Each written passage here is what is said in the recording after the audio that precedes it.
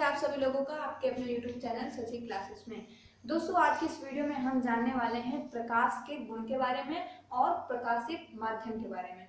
दोस्तों फिजिक्स की पहली क्लास है, इसकी एक वीडियो हम लोगों ने अपलोड कर चुका है, वो है हम लोगों का प्रकाश के बारे में। ठीक है, एकदम स्टार्टिंग से समझ रहे हैं प्रकाश को। ठीक है, उस वीडियो में मैंने एकदम इंट्रोडक्शन दिया है आप लोगों को लाइट के बारे में। ठीक है, और इस वीडियो कुछ ज्यादा बड़ी हो जाती है, इस वजह से मैंने सोचा कि प्रकाशिक माध्यम और प्रकाश की जो कुछ क्वालिटी है, जो गुण है, इसको हम एक अलग वीडियो में सेपरेट रखेंगे। ठीक है, तो वो अलग वीडियो यही है। इस वीडियो में हम प्रकाश के गुण को समझेंगे और प्रकाशित माध्यम किसे कहते हैं ये सब कुछ समझेंगे। छोटी छोटी चीजें हम लोगों के एग्जाम में पूछ ली जाती है। ठीक है, तो इसे हमें जानना बहुत जरूरी है। तो दोस्तों अगर बात करें प्रकाश के गुण की, तो ये प्रकाश का गुण आखिर है क्या? देखिए, कोई भी हो, हम हैं, आप हैं, सबके अंदर कुछ ना कुछ गुण होते हैं। ठीक है, जैसे कि हम हैं, आप, मान लीजिए आप बहुत होशियार हैं, आप बहुत अच्छे हैं, आप बहुत ईमानदार हैं, वो गोरा है, वो काली है, कुछ ना कुछ गुण उसका बताया जाता है ना।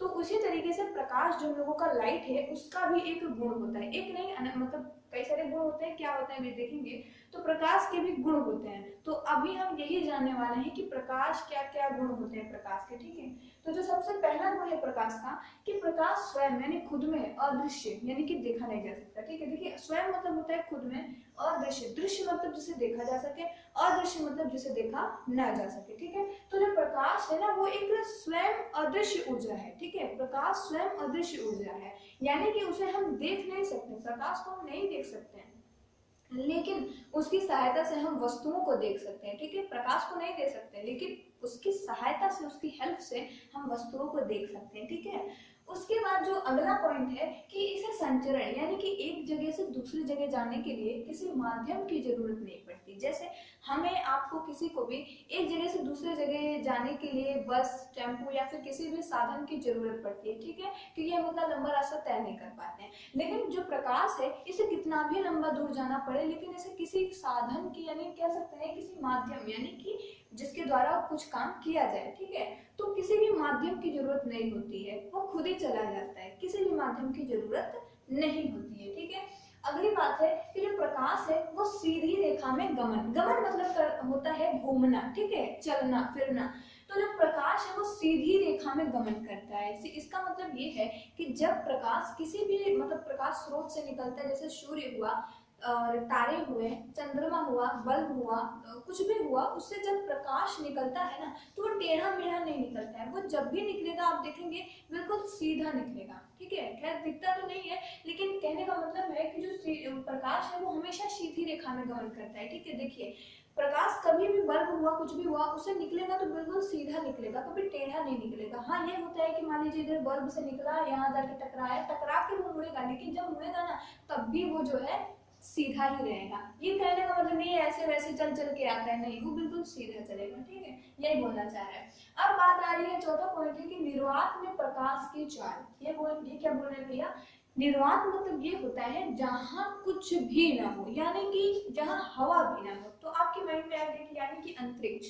जी हाँ, तो निर्वात में, अंतरिक्ष में जो प्रकाश की चाल है वो 3 लाख किलोमीटर प्रति सेकंड है, यानी कि अंतरिक्ष में जो प्रकाश है वो 1 सेकंड में 3 लाख किलोमीटर तक चला जाता है। ठीक है, अगली बात है कि चमकदार पृष्ठों से परावर्तित। परावर्तन मैंने पहली वीडियो में बताया था, परावर्तन का मतलब होता है टकराव। ठीक है, परावर्तन का मतलब होता है टकराव। जैसे कि अब आप किसी भी बॉल को एक दीवार पे इस तरह से फेंकेंगे तो वो जो घूम के आएगी, लड़ेगी, वहां से घूम के आएगी, तो इसी को हम तरह एक तरह से बोल सकते हैं कि वो परावर्तन हो रहा है उसका। ठीक है, तो वही जब प्रकाश बॉल की जगह पे आप प्रकाश को रख लीजिए, दीवार की जगह पे किसी चमकदार पृष्ठ को रख लीजिए, तो जिस तरीके से आप बॉल को उस दीवार में फेंकते हैं तो फिर बॉल टकरा के आ जाती है, तो उसके टकराने की जो क्रिया होती है उसी को हम परावर्तन बोलते हैं। और अगर इसी को हम प्रकाश के हिसाब से पढ़े तो वो प्रकाश का परावर्तन हो जाएगा। तो वही बोल रहा है कि चमकदार पृष्ठों से जो प्रकाश होता है वो परावर्तित हो जाता है। ठीक है, परावर्तित मतलब वही जो, मतलब टकराकर फिर उसी दिशा में आ जाता है। जैसे कि इसको थोड़ा और अच्छे से समझाऊंगी। जैसे कोई ये चमकदार पृष्ठ है, इससे जब प्रकाश इस तरह से आया तो वो फिर टकरा के उसी दिशा में चला जाता है। ठीक है, छेद कर नहीं जाएगा। और परावर्तन में हम यही पढ़ेंगे। तो ये कुछ प्रकाश के गुण हो गए।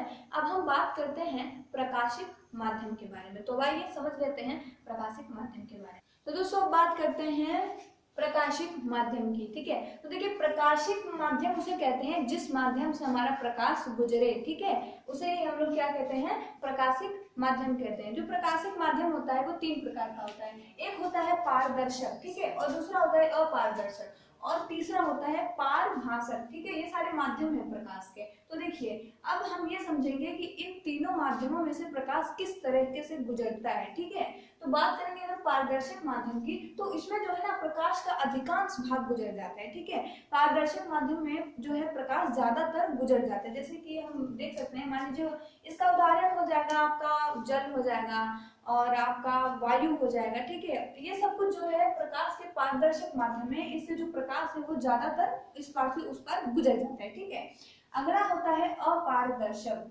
देखिए पारदर्शक जिसके आर पार देखा जा सके। ठीक है, अपारदर्शक जिसके आर पार देखा न जा सके। तो अगर आर पार देखा नहीं जा सकता तो यानी कि उससे प्रकाश का कोई भी भाग नहीं गुजरेगा। ठीक है, इसका उदाहरण हो जाएगा आपका लकड़ी, लोहा, दीवार। ठीक है, ये सब जो है प्रकाश का अपारदर्शक माध्यम है। ठीक है, अब प्रकाश जो है दीवार के इस पार से उस पार नहीं जा सकता है। ठीक है, उसके बाद आ रहा है पारभासक। पारभासक माध्यम का मतलब होता है जिससे प्रकाश का कुछ भाग गुजरे। ठीक है, पूरा भाग नहीं, थोड़ा बहुत भाग गुजर जाए प्रकाश का। इसका उदाहरण हो जाएगा घिसा हुआ कांच, तेलीय पृष्ठ। ठीक है, ये सब कुछ प्रकाश पारभासक माध्यम के प्रकार हो जाएंगे। ठीक है, उदाहरण हो जाएंगे अच्छे खासे। तो इस वीडियो में हम लोगों ने प्रकाश के गुण को समझा, प्रकाशिक माध्यम को समझा।